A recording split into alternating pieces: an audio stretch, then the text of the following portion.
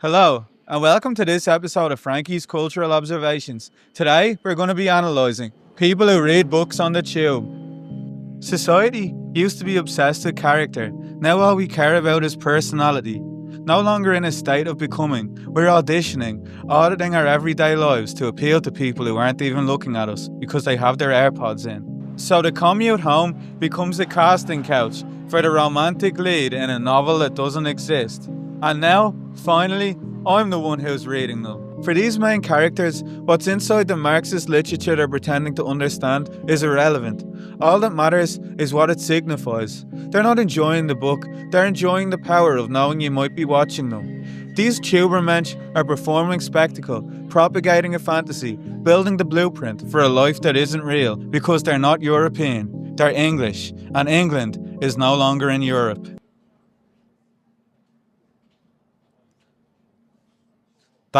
That's pretty European. People who read books on the tube don't have the power to alter their economic conditions. When the future got cancelled, they didn't fall apart. They made their lives look aesthetic because it was all they could do, staring longingly at a book they definitely aren't reading and wondering how hot they look right now.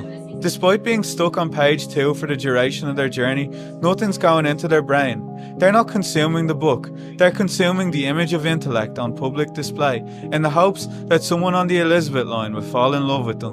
Which makes them more like a sex ornament with a superiority complex than an old soul with an inner life. In the attention economy, public transport becomes a site of lifestyle branding. All quiet reflection gets muted and transformed into theatre. They fetishise their own isolation and act like no one's ever felt as alienated as they do.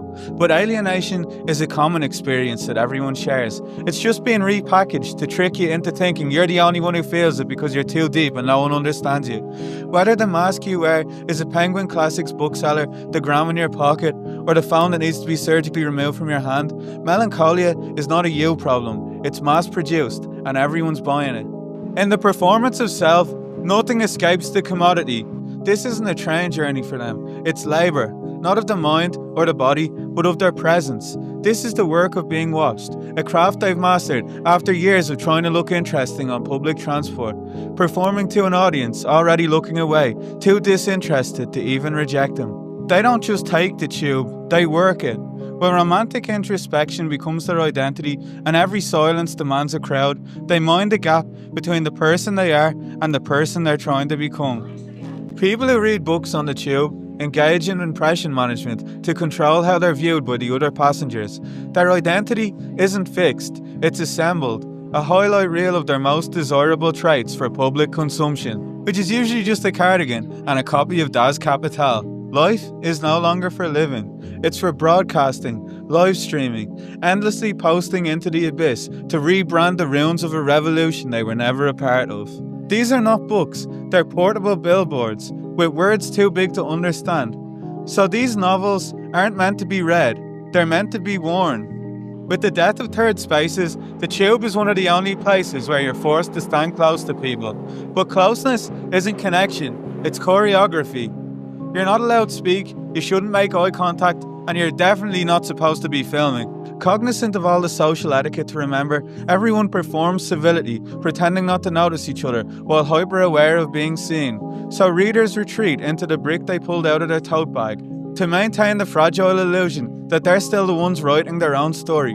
The panopticon is no longer in the prison tower, it's on your phone camera. You might not be watched, but you behave as if you are just in case.